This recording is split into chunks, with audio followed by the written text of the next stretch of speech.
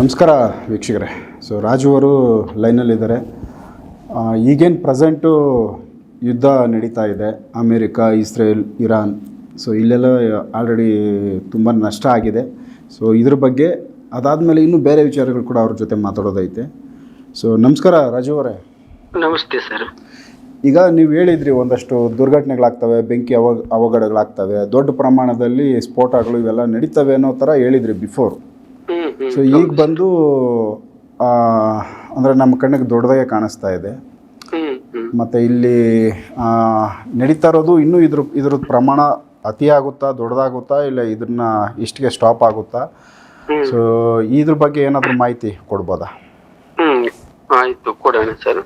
ಹಾಗೆ ಒಂದು ಶ್ಲೋಕ. ನಮಸ್ತೆ ಅಸ್ತು ಭಗವಾನ್ ವಿಶ್ವೇಶ್ವರಾಯ ಮಹದೇವಾಯ ತ್ರಯಂಬಕಾಯ ತ್ರಿಪುರಾಂತಕಾಯ ತ್ರಿಕಾಲಾಗ್ನಿಕಾಲಾಯ ಕಾಲಾಗ್ನಿರುದ್ರಾಯ ನೀಲಕಂಠಾಯ ಮೃತ್ಯುಂಜಯಾಯ ಸರ್ವೇಶ್ವರಾಯ ಸದಾಶಿವಾಯ ಶ್ರೀಮನ್ ಮಹದೇವಾಯ ನಮಃ. ನಾವು ಮೊದಲು ಹೇಳಿದ್ವಿ ಸರ್, ಇರಾನ್ ಮತ್ತೆ ಆಫ್ಘಾನಿಸ್ತಾನ, ಪಾಕಿಸ್ತಾನ ಯಾರಿಗೆ ಒಂದು ಪಾಯಿಂಟ್ ಕೊಟ್ಟಿದ್ದಾರೆ ಅಂತ. ಯಾರು ಕೊಟ್ಟಿರೋದು ಅಂದ್ರೆ ವಿಘ್ನ ವಿನಾಶಕ ಗಣೇಶ ಅವರು ಅಂತ. ಈಗ ಕೆಲವು ಹಳೆ ವಿಡಿಯೋ ನೋಡಿರೋರ್ಗೆ ಅರ್ಥ ಆಗುತ್ತೆ. ಇದು ರಥ ಇರುತ್ತೆ, ರಥದ ಮೇಲೆ ಮೂಕಿ ಮೇಲೆ ಅರ್ಜುನ ಅವ್ರು ನಿಂತಿರ್ತಾರೆ, ಕಲ್ಕಿ ಪರಮಾತ್ಮ ಹಿಂದೆ ನಿಂತಿರ್ತಾರೆ. ಆವಾಗ ರಥ ಹೋಗ್ತಾ ಇರ್ಬೇಕಾದ್ರೆ ಅಶ್ವತ್ಥಾಮ ರಥದಲ್ಲಿ ಪಕ್ಕದಲ್ಲಿ ಚಕ್ರದ ಮುಂದೆ ಓಡ್ ಬರ್ತಾ ಇರ್ತಾರೆ ನೆಲದಲ್ಲಿ. ಓಡ್ಬೇಕಾದ್ರೆ ಅವರ ತೋಳ್ ಸೆಳೆದು ವಿಕ್ರಮಾದಿತ್ಯ ರಥ ಓಡ್ಸಕ್ ಕೂತ್ಕೋತಾರೆ. ಕೂತ್ಕೊಂಡಾದ್ಮೇಲೆ ಗಣೇಶ್ ಅವ್ರು ಬಂದು ಪಾಯಿಂಟ್ ತೋರಿಸ್ತಾರೆ, ಇಲ್ಲೇ ಹೊಡಿಬೇಕು ಅಂತ ಪಾಯಿಂಟ್ ತೋರಿಸ್ತಾರೆ. ಆವಾಗ ಕಲ್ಕಿ ಪರಮಾತ್ಮ ಅವರು ಮತ್ತೆ ಅರ್ಜುನ ಇಬ್ರುನು ಹೊಡಿತಾರೆ ಅಲ್ಲಿಗೆ, ಆ ಪಾಯಿಂಟ್ ಗೆ. ಅದು ಮೊದಲನೇ ಪಾಯಿಂಟ್ ಅಂತ ಹೇಳಿದ್ವಿ. ಅದು ಸುಮಾರು ವಿಡಿಯೋದಲ್ಲಿ ಹೇಳಿದ್ವಿ. ಆಮೇಲೆ ಇನ್ನು ಅಂತೆ ನ್ಯಾರದಲ್ಲಿ ಇರಾನ್, ಆಫ್ಘಾನಿಸ್ತಾನ, ಪಾಕಿಸ್ತಾನ, ಜಮ್ಮು ಕಾಶ್ಮೀರ ಸೇರಿದಂಗೆ, ಚೈನಾ ಸೇರಿದಂಗೆ ಬೆಂಕಿ ಬ್ಲಾಸ್ಟ್ ಆಗಿರೋದು, ಬೆಂಕಿ ಎಲ್ಲ ಜ್ವಾಲ ಎಲ್ಲ ಕಂಡಿದೀನಿ, ಅದಾಗುತ್ತೆ ಮುಂದೆ ಅಂತ ಹೇಳಿದ್ವಿ. ಅದರಂತೆ ಇವಾಗ ಯುದ್ಧಗಳು ಅಲ್ಲಿ ಅದೇ ತರ ನಡೀತಾ ಇದೆ. ಆದ್ರಿಂದ ಎಲ್ಲ ಗಲ್ಫ್ ರಾಷ್ಟ್ರಗಳೆಲ್ಲ ಅನುಭವಿಸ್ತಾ ಇದೆ. ಹಂಗಾಗಿ ಆ ನ್ಯಾರದಲ್ಲಿ ಇವಾಗ ಬೆಂಕಿ ಉಂಡೆ ಆಗಿದೆ. ಆಮೇಲೆ ಭೂಕಂಪಗಳು ಆಗಿವೆ. ಬ್ಲಾಸ್ಟ್ ಅಂದ್ರೆ ಬಾಂಬಿಂದ, ಭೂಕಂಪದಿಂದ. ಇದು ಲಾಸ್ಟ್ ಏನಾಗುತ್ತೆ ಅಂದ್ರೆ ಮಳೆಗಾಲ ಬಂದಾಗ ಅದನ್ನೆಲ್ಲ ನೀರಲ್ಲಿ ಕೊಚ್ಕೊಂಡ್ ಮೆಗಾಸ್ಫೋಟ ಆಗಿ ಕೊಚ್ಕೊಂಡ್ ಹೋಗುತ್ತೆ. ಇವಾಗ ನಾವು ಮನೆ ತೊಳಿತೀವಲ್ಲ, ಆ ರೀತಿ ಈಗ ಏನ್ ಮಾಡಿರ್ತಾರೆ ಇವರು ಕೃತ್ಯ, ದ್ವೇಷ, ಅಸೂಯೆ, ಧರ್ಮದ ಮದಾಂಧತೆ, ಇವೆಲ್ಲ ಸೇರ್ಕೊಂಡ್ ಮಾಡಿರೋ ಅಂತ ಇದು ಕಲಿ ಪ್ರಭಾವದಿಂದ ಇದನ್ನ ಅವ್ರವ್ರೇ ನಾಶ ಮಾಡ್ಕೊತಾ ಇದಾರೆ. ಇದರಿಂದ ಭೂಮಿನೂ ನಾಶ ಆಗುತ್ತೆ.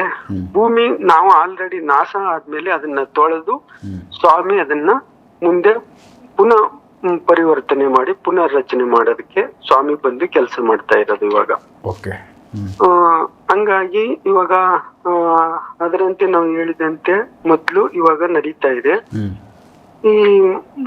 ಆಮೇಲೆ ಇವಾಗ ಏನಾಗುತ್ತೆ ಅಂದ್ರೆ ಇಲ್ಲಿ ಕೆಲವು ನಮ್ಮ ನಗರಗಳಿದೆಯಲ್ಲ, ದೊಡ್ಡ ದೊಡ್ಡ ನಗರಗಳಲ್ಲಿ ಮುಂದೆ ಕೆಲವು ಪವರ್ ಕಟ್ ಆಗುತ್ತೆ.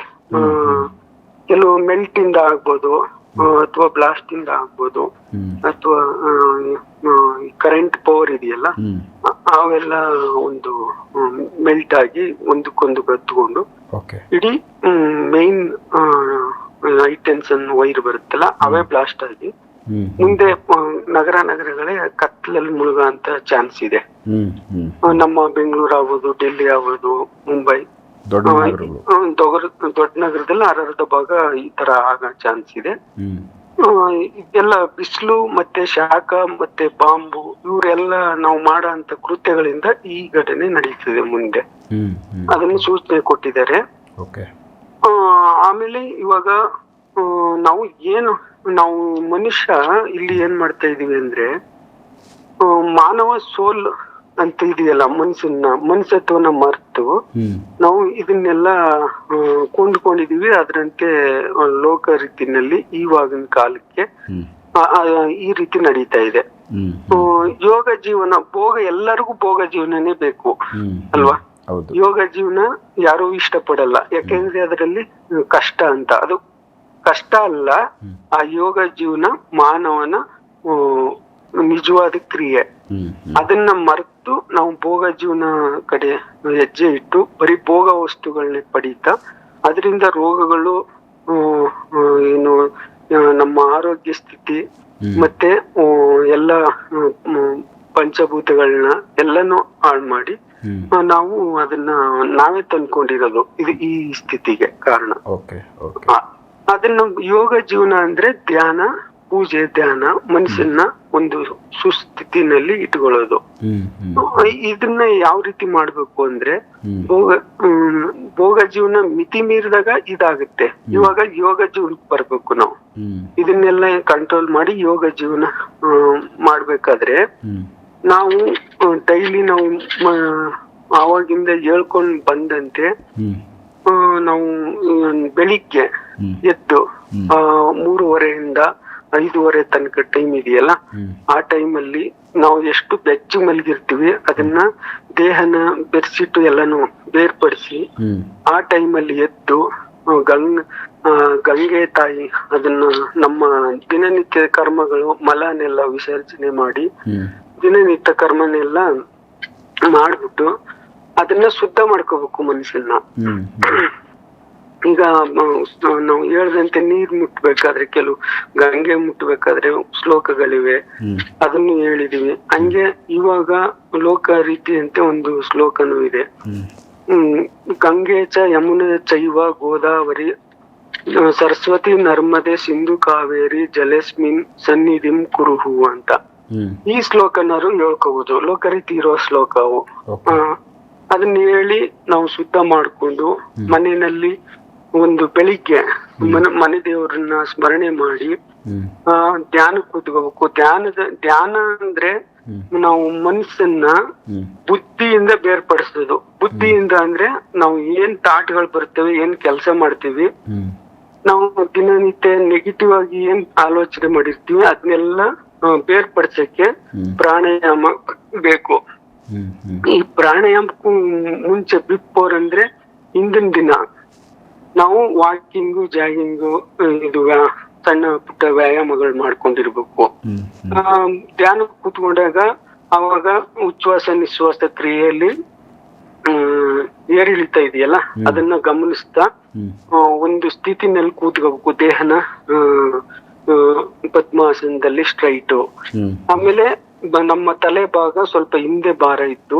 ನಾವು ಮೊದ್ಲು ಒಂದು ಇದ್ರಲ್ಲಿ ಹೇಳಿದೀವಿ, ಅದರಂತೆ ಕೂತ್ಕೊಂಡು ನಮ್ಮ ದೃಷ್ಟಿನ ಮುಂದೆ ಕಣ್ಣುಗಳ ಮಧ್ಯೆ ಇದೆಯಲ್ಲ, ನಾವು ಸಿಂಧೂರ ಇಡ್ತೀವಲ್ಲ ಆ ನ್ಯಾರಕ್ಕೆ ನೋಡ್ತಾ ದೃಷ್ಟಿನ ಕೆಳಗಡೆ ತರ್ತಾ ದೃಷ್ಟಿನ ಮೂಗಿನ ನ್ಯಾರಕ್ಕೆ ತರ್ತಾ ಮೂಗಿಂದ ಕೆನ್ನೆಗೆ ತರ್ತಾ ಒಂದು ಬೆಳಕ, ಒಂದು ಮಂಜಾದ ಒಂದು ಬೆಳಕು ಬರುತ್ತೆ. ಅದನ್ನ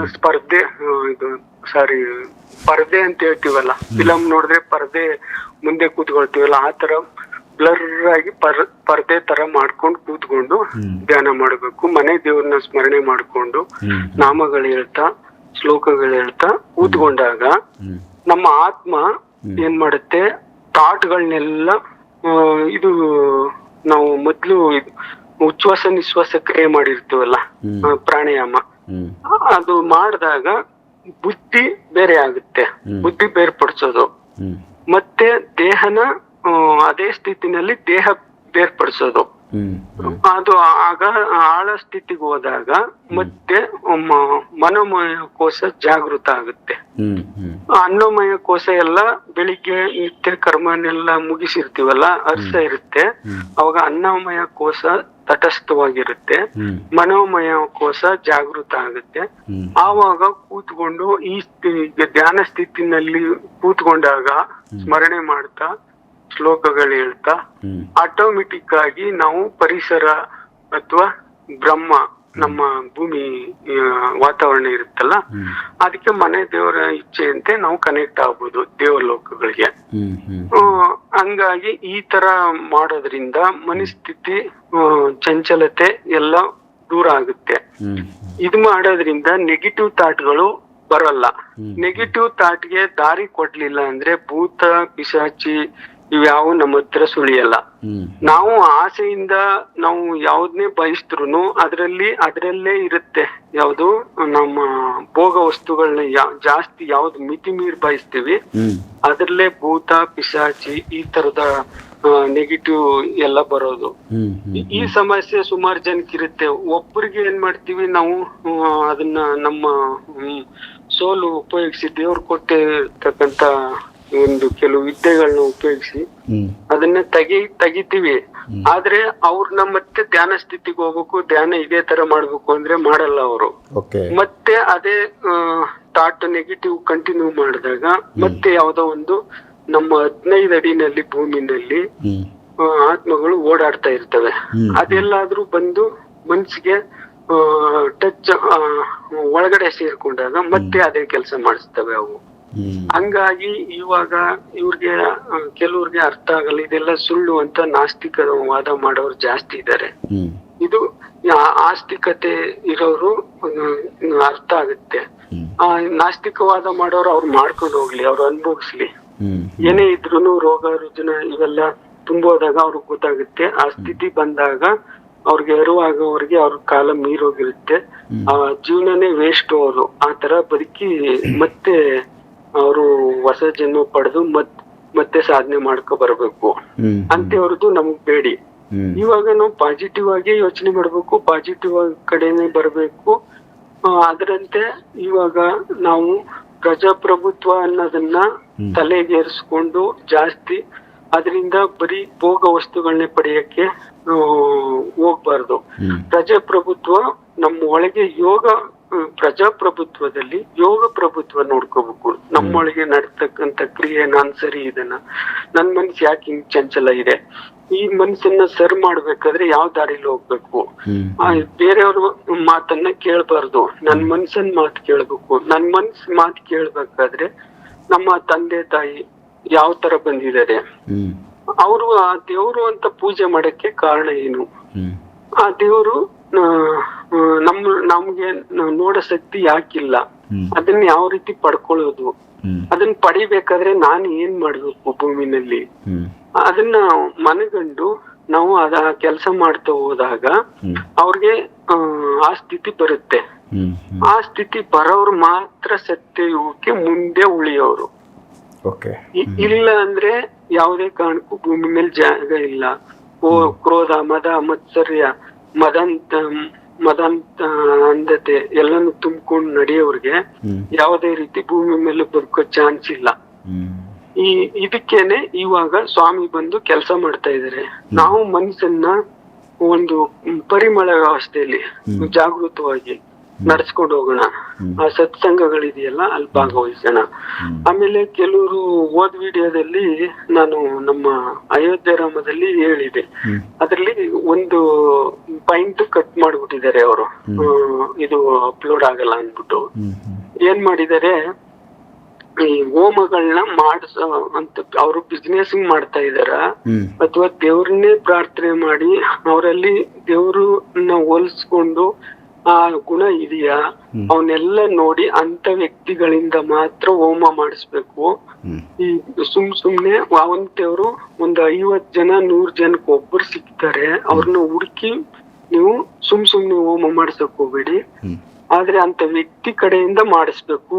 ಅವ್ರೆಲ್ಲ ಪರಿಪೂರ್ಣತೆ ಇರ್ಬೇಕು, ಅವರಲ್ಲಿ ಗುಣಗಳಿರ್ಬೇಕು, ಅಂತ ವ್ಯಕ್ತಿಗಳನ್ನ ಮಾತ್ರ ಹೋಮ ಮಾಡಿಸ್ಬೇಕು ಅಂತ ಹೇಳಿದೆ. ಅದ್ರಲ್ಲಿ ಕೆಲವು ಪಾಯಿಂಟ್ ಕಟ್ ಮಾಡ್ಬಿಟ್ಟಿದ್ದಾರೆ. ಹೋಮ ಮಾಡಬಾರದು ಅನ್ನೋದನ್ನ ಇವ್ರು ಹೇಳಿದಾರಲ್ಲ ಅಂತ ಬಂದಿದೆ. ಆಮೇಲೆ ಈ ಕಾಲದಲ್ಲಿ ಅಂತವ್ರು ಸಿಗೋದು ತುಂಬಾ ಕಷ್ಟ. ಅದರಿಂದ ಹೋಮ ಮಾಡಿದ್ರೆ ನನಗೆ ಒಂದು ದೃಶ್ಯ ತೋರಿಸಿದ್ದಾರೆ. ಯಾರೋ ಒಬ್ರು ಹೋಮ ಮಾಡ್ತಾ ಇದ್ರು. ಆ ಹೋಮ ಮಾಡ್ತಾ ಇದ್ಲೆ ನಾನು ಹೋಗಿ ಅಲ್ಲಿ ಭಾಗವಹಿಸಿದಾಗ ಅಲ್ಲಿ ಏನಾಯ್ತು, ನನಗೆ ಧ್ಯಾನದಲ್ಲಿ ನಮ್ಮ ಆಂಜನೇಯ ಇದರಲ್ಲ ಕೋತಿ ರೂಪದಲ್ಲಿ ಬಂದು ಬೆಂಕಿನಲ್ಲಿ ಬೇಯ್ತಾ ಇದ್ದಾರೆ. ಅವ್ರಿಗೆ ಅವ್ರಿಗೆ ಯಾವ ರೀತಿ ಮಾಡ್ಬೇಕು ಅನ್ನೋದು ಗೊತ್ತಿಲ್ಲ, ಏನ್ ಮಾಡ್ಬೇಕು ಅಂತಿಲ್ಲ. ಕಟ್ಟಿಗೆ ಮಾತ್ರ ಸುಡ್ತಾ ಇದಾರೆ ಅಷ್ಟೇ, ಎಲ್ಲಾನು ತಗೊಂಬಂದ್ ಸುಡ್ತಾ ಇದಾರೆ. ಆವಾಗ ನನಗೆ ಅಲ್ಲಿ ಆತರ ದೃಶ್ಯ ಬಂತು. ನಾನು ಸೂಕ್ಷ್ಮ ಶರೀರದಲ್ಲಿ ಆ ಕೋತಿನ ಇಟ್ಕೊಂಡಿದೀನಿ, ಎಳ್ಕೊಂಡೆ, ಬೆಂಕಿಯಿಂದ ಬೇಯಬಾರ್ದು, ಸೈಡ್ಗೆ ತಗೊಂಡೋಗೋಣ ಅಂತ. ಆಮೇಲೆ ಎಲ್ಲಾ ಕೋತಿಗಳು ಸುತ್ತಮುತ್ತ ಇದ್ದವೆಲ್ಲ ನನ್ನ ಭುಜದ ಮೇಲೆ, ಹೆಗಲ ಮೇಲೆ, ತಲೆ ಮೇಲೆ ಎಲ್ಲ ಬಂದು ನಮ್ಮನ್ನ ಇಲ್ಲಿಂದ ಹೊರಗಡೆ ಕರ್ಕೊಂಡು ಹೋಗು, ನಾವು ಇಲ್ಲಿ ಬದುಕಕ್ಕಾಯ್ತಾ ಇಲ್ಲ ಅಂದ್ಬಿಟ್ಟು ಹೇಳ್ತಾ ಇದೆ. ಆಮೇಲೆ ನನ್ನ ದೇಹದಲ್ಲೆಲ್ಲ ಒಂದು ಹತ್ಕೊಂಡು ನ್ಯಾ ತಕೊಂಡಿದ್ದೀವಿ ಕೋತಿಗಳೆಲ್ಲ. ನಾನು ಅದನ್ನೆಲ್ಲ ಬನ್ನಿ ಆಯ್ತು ಅಂದ್ಬಿಟ್ಟು ಸೈಡ್ ಕರ್ಕೊಂಡು ಹೋಗ್ತಾ ಇದ್ದೀನಿ. ಆ ರೀತಿ ದೃಶ್ಯ ನನಗೆ ಗೋಚರ ಆಯ್ತು. ಆವಾಗ ಗೊತ್ತಾಯ್ತು ನನಗೆ, ಹೋಮ ಮಾಡೋದ್ರಲ್ಲಿ ಇವರು ನಿಷ್ಠೆಯಿಂದ ಧರ್ಮದಿಂದ ಮಾಡ್ತಾ ಇಲ್ಲ, ಕೆಲವರು ಬಿಸಿನೆಸ್ಗೋಸ್ಕರ ಹಣಕ್ಕೋಸ್ಕರ ಮಾಡ್ತಾ ಇದಾರೆ. ಒಳ್ಳೆಯವ್ರ ಹತ್ರ, ಒಳ್ಳೆ ವಿದ್ಯೆ ಇರೋರ ಹತ್ರ, ಒಳ್ಳೆ ದೇವ್ರನ್ನ ಪರಿಪೂರ್ಣತೆಯನ್ನು ಪಡೆದಿರ್ತಕ್ಕಂತ ವ್ಯಕ್ತಿಗಳಿಂದ ಮಾಡಿಸಿ ಒಳ್ಳೇದಾಗುತ್ತೆ. ಆದ್ರೆ ಅಂತವ್ರು ಸಿಗೋದ್ ಕಷ್ಟ. ಆದಷ್ಟು ಪೂಜೆ ಧ್ಯಾನ ಮಾಡಿ, ಹೋಮ ಕಮ್ಮಿ ಮಾಡಿ ಅಂತ ನಾನು ಹೇಳಿದೆ. ಅಲ್ಲ, ಬಟ್ ಇಲ್ಲಿ ಕೆಲವೊಂದು ಕೇಸುಗಳು ಹೋಮ ಮಾಡಲೇಬೇಕಾಗುತ್ತೆ. ಈಗ ಒಂದು ಸಣ್ಣದೊಂದು ಗೃಹ ಪ್ರವೇಶ ಮಾಡಬೇಕಾದ್ರೂ ಅಲ್ಲಿ ಒಂದು ಹೋಮ, ಒಂದು ದೇವಸ್ಥಾನಕ್ಕೆ ಒಂದು ಏನಂದ್ರೆ ಶಕ್ತಿ ತುಂಬಬೇಕು, ಇಲ್ಲ ದೇವಸ್ಥಾನಕ್ಕೆ ದೈವಕ್ಕೆ ಒಂದು ಶಕ್ತಿ ತುಂಬಬೇಕಂದ್ರೆ ದೇವಸ್ಥಾನದ ಮುಂದೆ ಹೋಮಗಳು, ಯಜ್ಞಗಳು, ಸೊ ಇವೆಲ್ಲ ರೆಗ್ಯುಲರ್ ಆಗಿ ಮಾಡ್ತಾನೆ ಇದ್ದಾರೆ. ಅದು ಇವತ್ತಿಂದಲ್ಲ, ಸುಮಾರು ವರ್ಷಗಳಿಂದ. ಬಟ್ ಅದು ಮಾಡ್ತಾನೆ ಇದ್ದಾರೆ. ಬಟ್ ನೀವು ಅದನ್ನ ತಪ್ಪು ಅಂತ ಹೇಳ್ತಾ ಇಲ್ಲ. ಇಲ್ಲಿ ಏನೋ ಇದು ಕೆಲವೊಂದ್ರಲ್ಲಿ ಏನೋ ಹೆಚ್ಚು ಕಮ್ಮಿ ಆಗಿರೋದನ್ನ ಮಾತ್ರ ಹೇಳಿದ್ದೀರಾ. ನನಗ್ ತೋರ್ಸಿರೋ ಪ್ರಕಾರ ಇಂತ ವ್ಯಕ್ತಿಗಳಿದ್ದಾರೆ. ನಾನೇ ಖುದ್ದು ದೃಶ್ಯನ ಅನುಭವಿಸಿದೀನಿ. ಆಂಜನೇಯ ನನ್ನನ್ನ ಹೊರಗಡೆ ಕರ್ಕೋಗು, ನನ್ನ ಎನರ್ಜಿ ಸುಡ್ತಾ ಇದಾರೆ ಇವರು ಅಂತ ಹೇಳಿರೋದನ್ನು ನಾನು ಹೊರಗಡೆ ತಗೊಂಡ್ ಬಂದ್ ನಾನು ಅಲ್ಲಿ ಏನ್ ತಪ್ಪಾಗಿದ್ರೆ ನಿಮ್ಗೆ ಗೊತ್ತಾಯ್ತಾ? ಇಲ್ಲಿ ಏನ್ ತಪ್ಪಾಗಿರೋದ್ರಿಂದ ಆತರ ತೊಂದರೆ ಆಯ್ತು ಅಂತ? ಪರಿಪೂರ್ಣತೆ ಇಲ್ಲ. ಹೋಮ ಯಾವ ರೀತಿ ಮಾಡ್ಬೇಕು ಅಂತ ಗೊತ್ತಿರಲ್ಲ. ಯಾವುದೇ ಹೋಮ ಮಾಡಿದ್ರು ಅದರದೇ ಆದ ಒಂದು ಪದ್ಧತಿ, ನಿಯಮ, ಪವಿತ್ರತೆ ಇರುತ್ತೆ. ಅದನ್ನ ಅನುಸರಿಸಲ್ಲ. ಆಮೇಲೆ ಅವರೇ ಏಕಾಗ್ರತೆ ಇರಲ್ಲ. ಹೋಮ ಮಾಡೋರು ಏಕಾಗ್ರತೆ ಇರ್ಬೇಕು, ಉಪವಾಸ ಇರ್ಬೇಕು, ಒಂದು ನೀರ್ ಕುಡ್ಕೊಂಡು, ಏನೋ ಒಂದ್ ಜ್ಯೂಸ್ ಕುಡ್ಕೊಂಡು ದೇವ್ರ ಧ್ಯಾನ ಮಾಡ್ಕೊಂಡು ಬಂದಿರ್ಬೇಕು. ಆವಾಗ ಆ ಎನರ್ಜಿನಲ್ಲಿ ಇವರು ದೇವ್ರ ಎನರ್ಜಿನ ಆಹ್ವಾನ ಮಾಡ್ಬೇಕು ಯಜ್ಞಕ್ಕೆ. ಆ ದೇವ್ರ ಎನರ್ಜಿ ಯಜ್ಞಕ್ಕೆ ಆಹ್ವಾನ ಮಾಡಿ ಅಲ್ಲಿ ಸ್ಥಾಪನೆ ಮಾಡ್ಬೇಕು. ಇದನ್ನೆಲ್ಲ ವಿದ್ಯೆಗಳು ಕಲ್ತಿರ್ಬೇಕು. ಅಂತ ವ್ಯಕ್ತಿಗಳಿಂದ ಮಾತ್ರ ಈ ಕಲಿಯುಗದಲ್ಲಿ ಹೋಮ ಮಾಡಕ್ ಸಾಧ್ಯ. ಅಂತವ್ರ ಹತ್ರ ಮಾಡಿಸ್ಬೇಕು. ಆಮೇಲೆ ಸಾಮಾನ್ಯವಾಗಿ ಈಗ ಎಲ್ಲ ಹಣಕ್ಕೆ ಅಂತಂದ್ರೆ ಹೋಮ ಮಾಡ್ಬೇಕು ಅಂದ್ರೆ ಖರ್ಚು ಬರುತ್ತಲ್ಲ, ಸ್ವಲ್ಪ ಖರ್ಚು ಮಾಡ್ಲಿ. ಆದ್ರೆ ವ್ಯಕ್ತಿ ಯಾರು ಆ ವ್ಯಕ್ತಿ ಕರೆಕ್ಟ್ ಆಗಿದ್ದಾರ, ಹೋಮನ ಅವರಲ್ಲಿ ಮಾಡಿಸಿದ್ರೆ ಪರಿಪೂರ್ಣತೆ ನಮ್ಗ ಆಗುತ್ತಾ ಅಂತ ಅವ್ರ ಮನಸ್ಸಿಗೆ ಕಾಣ್ಬೇಕು. ಅದು ನನ್ಗೆ ಈ ವ್ಯಕ್ತಿ ಈ ರೀತಿ ದೇವ್ರ ವಿಷಯದಲ್ಲಿ ಕರೆಕ್ಟ್ ನಡ್ಕೋತಾ ಇದ್ದಾರೆ, ಇವ್ರಿಗೆ ಜ್ಞಾನೋದಯ ಇದೆ, ಪರಿಪೂರ್ಣತೆ ಇದೆ, ಇವರಿಂದ ನಾವು ಮಾಡಿಸ್ಬೋದು ಅಂತ. ಎಲ್ರು ಮಾಡಕ್ಕಾಗಲ್ಲ. ಮೊದ್ಲು ಋಷಿ ಮುನಿಗಳು ಮಾಡ್ತಿರಲ್ಲ, ಅದೇ ವಿದ್ಯೆ ಇವಾಗ್ಲೂ ಇರೋದು. ಅದನ್ನ ಕರೆಕ್ಟ್ ಆಗಿ ಕಲ್ತ್ಕೊಂಡ್ ಪಾಲನೆ ಮಾಡ್ಬೇಕು. ಅಂದ್ರೆ ಇದು ಹೋಮ ಮಾಡೋದು ತಪ್ಪಲ್ಲ, ಹೋಮನ ಸರಿಯಾಗಿ ಮಾಡಿಲ್ಲ ಅಂದ್ರೆ ಕರೆಕ್ಟ್ ಹೋಮ ಬಂದು ಆ ನಿಯಮ ಏನೈತೆ ಅದಕ್ಕೆ ಸಂಬಂಧಪಟ್ಟಂತೆ ಶ್ರದ್ಧೆಯಿಂದ ಮಾಡಿದ್ರೆ ಅದು ರಿಸಲ್ಟ್ ಐತೆ. ಹೌದು, ಸರಿಯಾದ ಕ್ರಮದಲ್ಲಿ ಮಾತ್ರ ರಿಸಲ್ಟ್ ಇದೆ. ಇಲ್ಲ ಅಂದ್ರೆ ನಾವು ಪೆಟ್ರೋಲ್ ಡೀಸೆಲ್ ಸುಡ್ತೀವಲ್ಲ, ಅದಕ್ಕೆ ಸುಮ್ಮನೆ ಒಂದು ಬೆಂಕಿ ತರ ಆಗುತ್ತೆ. ಆಗುತ್ತೆ, ಅದು ಬೇಡ ಅಂತ ನಾನು ಹೇಳಿದ್ದೀನಿ. ಹೌದು, ಬಟ್ ಕರೆಕ್ಟ್ ಆಗಿ ಹೋಮ ಮಾಡಿದ್ರೆ ಅಲ್ಲಿ ಎಲ್ಲ ಶಕ್ತಿಗಳು ಬರ್ತವೆ, ಮತ್ತೆ ಎಲ್ಲ ಒಂದು ಸಮಸ್ಯೆಗಳು ಪರಿಹಾರ ಆಗೋ ಶಕ್ತಿ ಹೋಮದಲ್ಲಿ ಇದೆ. ಇದೆ. ಅದನ್ನ ನಾವು ಹುಡುಕಿ ಮಾಡಿಸ್ಬೇಕು. ಎಲ್ಲ ಸಿಕ್ಕದವ್ರ ಕಲ್ಲೆಲ್ಲ ಹೋಮ ಮಾಡ್ಸಕ್ ಹೋಗ್ಬಾರ್ದು. ಪೂಜೆ ಮಾಡಿಸಿ, ಏನ್ ತೊಂದ್ರೆ ಇಲ್ಲ. ನೀವು ಭಕ್ತಿ, ಈಗ ಯಾರದೇ ಭಕ್ತಿ ಕಮ್ಮಿ ಆದ್ರೂ ಮನೆಯವ್ರ ಭಕ್ತಿ ಇರುತ್ತಲ್ವಾ, ಮಾಡ್ಸೋರ್ ಭಕ್ತಿ ಇರುತ್ತಲ್ವಾ, ಅದರಿಂದ ಎನರ್ಜಿ ಬಂದೇ ಬರುತ್ತೆ. ಹಂಗಾಗಿ ನೀವು ಪೂಜೆ ಮಾಡಿಸಿ, ಒಳ್ಳೆ ಇದಾವುದು ಹೂವು, ಪುಷ್ಪ, ಪತ್ರ, ಫಲ, ಪುಷ್ಪ, ದ್ವೈಭಂ ಅಂದ್ರೆ ಎಡೆ ಹಾಕೋದು, ಇವೆಲ್ಲ ನೀಟಾಗಿ ಪವಿತ್ರತೆಯಿಂದ ಮಾಡಿ ಅದನ್ನ ಪೂಜೆ ಮಾಡಿ ಅಥವಾ ಮಾಡಿಸಿ ಒಳ್ಳೆಯವ್ರ ಕಡೆಯಿಂದ, ಅದು ಶುದ್ಧವಾಗಿರೋರ್ ಕಡೆಯಿಂದ ಆಗುತ್ತೆ, ಏನ್ ತೊಂದ್ರೆ ಇಲ್ಲ. ಆದ್ರೆ ಅವ್ರ ನಡೆ ನುಡಿ, ಅವ್ರ ಇರೋ ಒಂದು ಆಚಾರ ವಿಚಾರನ ಗಮನಿಸಿ ಮಾಡಿಸಿ ಅಂತ ನಾನು ಹೇಳಿದ್ದೀನಿ ಅಷ್ಟೇ. ಓಕೆ, ಅಂದ್ರೆ ಇಲ್ಲಿ ಹೋಮ ಒಳ್ಳೇದು, ಬಟ್ ಅದು ಗೊತ್ತಿದ್ ಮಾಡ್ಬೇಕು. ಆಮೇಲೆ ಅತಿಯಾಗಿ ಹೋಮಕ್ಕೆ ತಲೆ ಕೆಡಿಸ್ಕೋಬಾರ್ದು. ಅವಶ್ಯಕತೆ ಇದ್ರೆ ಮಾಡ್ಲಿ ಅಲ್ವಾ. ಹೋಮ ಬೇಕೇ ಬೇಕು ಇಲ್ಲಿ ಈ ಥರದ ಸಮಸ್ಯೆ ಇದ್ದಾಗ, ಇದು ಹೋಮ ಬಿಟ್ಟು ಬೇರೆ ದಾರಿ ಇಲ್ಲ ಅಂದಾಗ ಅಲ್ಲಿ ಹೋಮ ಬೇಕು, ಮಾಡ್ಬೇಕು. ಓಕೆ. ಸುಮ್ನೆ ನಾವಾಗಿದೆ ನಾವು ಡಿಸೈಡ್ ತಗೊಂಡ್ ಮಾಡಿಸ್ಬಾರ್ದು. ಓಕೆ. ಸೊ ಇದಾಯಿತು. ಇದು ಬಂದು ಅಯೋಧ್ಯೆ ರಾಮ ಆ ಚಾನಲಲ್ಲಿ ಇದು ಮಿಸ್ಟೇಕ್ ಆಗಿ ಕೆಲವೊಂದು ವಿಚಾರನ ಅಪ್ಲೋಡ್ ಮಾಡಬೇಕಾದ್ರೆ ಮಿಸ್ಟೇಕ್ ಆಗೈತೆ. ಅದು ಅಪ್ಲೋಡ್ ಅಲ್ಲಿ ಒಂದು ಕೆಲವು ಇದನ್ನ ಕಟ್ ಆಗ್ಬಿಟ್ಟಿದೆ, ಅದರಲ್ಲಿ ಅಪ್ಲೋಡ್ ಆಗಿದ್ದೇನೆ. ಹೋಮನೆ ತಪ್ಪು ಅನ್ನೋ ಥರ ಆಗ್ಬಿಟ್ಟಿದೆ. ಅಷ್ಟೇ. ಬಟ್ ಹೋಮ ಸರಿ, ಅದರಲ್ಲಿ ಸರಿಯಾದ ವ್ಯಕ್ತಿಗಳ ಜೊತೆ ಮಾಡಿಸ್ಬೇಕು. ಹೌದು ಆ ರೀತಿ ಮಾಡ್ಲಿ. ಸೊ ನೆಕ್ಸ್ಟ್ ಇನ್ನು ಬೇರೆ ನಮ್ಮ ಒಂದು ಇವಾಗೇನು ದೇಶಕ್ಕೆ ಸಂಬಂಧಪಟ್ಟಂತೆ ಈಗ ಹೋಳಿ ಆಯಿತು, ಯುಗಾದಿಗೆ ಸಂಬಂಧಪಟ್ಟಂತೆ ಏನಾದ್ರು ಹೊಸ ವಿಚಾರಗಳೇನಾದ್ರು ಗೊತ್ತಿದೆಯಾ, ತಿಳಿಸಿದಾರ? ಇನ್ನು ಮುಂದೆ ಇದೇ ಕಂಟಿನ್ಯೂ ಆಯ್ತದೆ ಸರ್, ಯುದ್ಧಗಳು ನಿಲ್ಲಲ್ಲ. ಆಮೇಲೆ ಇದೆಲ್ಲ ನಡೀತಾ ಇರ್ತದೆ. ಆಮೇಲೆ ಇವಾಗ ಸೂರ್ಯ ಹತ್ರ ಮೊದ್ಲೇ ಒಂದು ವಿಡಿಯೋ ಮಾಡಿದೀವಲ್ಲ, ಸೂರ್ಯ ಹತ್ರ ಬರ್ತಾರೆ. ಆದ್ರೆ ಕೆಲವರು ಏನು ತಿಳ್ಕೊಂಡಿದ್ದಾರೆ, ಮಳೆಗಾಲ ಬಂದ್ಬಿಡ್ತಲ್ಲ ನಮ್ಗೇನು ಆಗಲ್ಲ ಅಂತ. ಮಳೆಗೂ ಸಂಬಂಧ ಇಲ್ಲ. ಸೂರ್ಯ ಹತ್ರ ಬರೋದ್ರಿಂದ ಬಿಸಿಲು ಜಾಸ್ತಿ ಆಗುತ್ತೆ. ಬಿಸಿಲಿಂದ ಕೆಲವು ಮೆಲ್ಟ್ ಆಗಿ ಅಥವಾ ನಮ್ಮ ದೇಹದಲ್ಲಿ ಡ್ರೈ ಆಗಿ ಅದು ಒಂದು ಉಷ್ಣಾಂಶ ಜಾಸ್ತಿ ಆಗಿ ದೇಹನ ಬಿಡೋಂತ ಚಾನ್ಸ್ ಜಾಸ್ತಿ ಇದೆ. ಸೊ ಹೀಟ್ ವೇವ್ಸ್ ಅಂತೀವಲ್ಲ ಆ ತರ. ಹೌದು, ಶಾಖ ವಾತಾವರಣ ಅದನ್ನ ಕಾಪಾಡ್ಕೋಬೇಕು. ಅದನ್ನ ಮುನ್ನೆಚ್ಚರಿಕೆಯಾಗಿ ಹೇಳಿದೀವಲ್ಲ, ಮಣ್ಣಿನ ಮಡಿಕೆದು ನೀರು ಉಪಯೋಗಿಸ್ಬೇಕು ಮುಂದೆ ಅಂತ. ಮಾರ್ಚ್ ಇಂದ ಒಂದು 15-20ನೇ ತಾರೀಕಿನ ಮುಂದೆ ಮಾಡ್ಲಿ, ಅದು ಒಳ್ಳೇದಾಗುತ್ತೆ. ಓಕೆ, ಸಾಕಷ್ಟು ವಿಚಾರ ತಿಳಿಸಿದ್ದೀರಾ. ಒಂದಷ್ಟು ಅಂದರೆ ಬಿಫೋರ್ ಇವಾಗೇನು ಘಟನೆ ಯುದ್ಧ ನಡೀತಾ ಐತೆ, ಇದಕ್ಕೆ ಸಂಬಂಧಪಟ್ಟಂತೆ ಒಂದು ಮಾಹಿತಿ ಇತ್ತು ನೀವು ಕೊಟ್ಟಿದ್ದು, ಬಟ್ ಇದೇನಾ ಅದು ಅನ್ನೋದು ಕ್ಲಾರಿಟಿ ಈಗ ಸಿಕ್ಕಿದೆ. ಬಟ್ ಇದು ಇನ್ನೂ ಜಾಸ್ತಿ ಆಗುತ್ತೆ ಅಂತ ಹೇಳ್ತಾ ಇದ್ದೀರಾ. ಆಮೇಲೆ ಇಂಡೋನೇಷಿಯಾದಲ್ಲೂ ಭೂ ಕುಸಿತ ಆಗಿದೆ ನೋಡಿ, ಭೂಮಿ ಫ್ಲಾಟಾಗಿರೋದೇ ಒಂದ್ ಕಡೆ ಕುಸಿತಿದೆ. ಇವೆಲ್ಲ ಏನಂದ್ರೆ ಮೊದ್ಲೇ ಮಾಡಿರ್ತಾರೆ ಅಲ್ಲಿ ಭೂಮಿಯಲ್ಲಿ, ಗ್ರೌಂಡ್ ಅಲ್ಲಿ, ಸಮುದ್ರ ಒಳಗಿಂದ ಮತ್ತೆ ಭೂ ಗರ್ಭದಿಂದ ಎಲ್ಲ ಕೆಲಸ ಮಾಡಿದ್ದಾರೆ ದೇವತೆಗಳು, ದೇವರು ಗಣಗಳು ಎಲ್ಲ. ಇವಾಗ ಟೈಮ್ ಬಂದಾಗ ಅದಾಗುತ್ತೆ. ಇನ್ನು ಕೆಲವು ಕಡೆ ಭೂಕುಸಿತ ಅದೇ ತರ ಆಗುತ್ತೆ. ನನಗೆ ಕಂಡು ಬಂದಿದೆ. ಬೆಂಗಳೂರಲ್ಲೂ ಒಂದು ಜಾಗ ಇದೆ, ಅಲ್ಲೂ ಆಗೋದು ನೋಡಿದೀನಿ ನಾನು. ನೋಡೋಣ, ಘಟನೆ ಆದ್ಮೇಲೆ ಅದ್ರ ಬಗ್ಗೆ ಮಾತಾಡೋಣ. ಓಕೆ, ನಮಸ್ತೆ. ಕೃಷ್ಣ ಅರ್ಪಣಮಸ್ತು, ಶಿವ ಅರ್ಪಣಮಸ್ತು. ಸೊ ಒಂದಷ್ಟು ರಾಜು ಅವರು ಯುದ್ಧಕ್ಕೆ ಸಂಬಂಧಪಟ್ಟಂತೆ ಅವ್ರ ಜೊತೆ ಮಾತಾಡಬೇಕು ಅಂತ ಅನಿಸಿತ್ತು, ಹಾಗಾಗಿ ಅವರನ್ನು ಮಾತಾಡಿಸಿದೆ. ಸಾಕಷ್ಟು ಕೆಲವೊಂದಷ್ಟು ಇನ್ನೂ ಅವ್ರ ಗಮನಕ್ಕೆ ವಿಚಾರಗಳು ತಲುಪ್ತಾ ಇದ್ದಾವೆ. ಮುಂದೆ ಇನ್ನೂ ಏನಾದರೂ ಹೊಸ ವಿಚಾರಗಳು ಅವ್ರು ಹೇಳಿದ್ರೆ ಅದನ್ನು ಮತ್ತೆ ನಾನು ವಿಡಿಯೋ ಮಾಡಿ ಮಾತಾಡಿಸ್ತೀನಿ ಅವ್ರ ಜೊತೆ. ನೆಕ್ಸ್ಟ್ ಇನ್ನೂ ಇದೇ ಥರ ಬೇರೆ ವಿಚಾರಗಳು ಮಾತಾಡ್ತಾ ಹೋಗ್ತೀವಿ. ಎಪಿಸೋಡ್ ನೋಡ್ತಾ ಹೋಗಿ. ನಮಸ್ಕಾರ.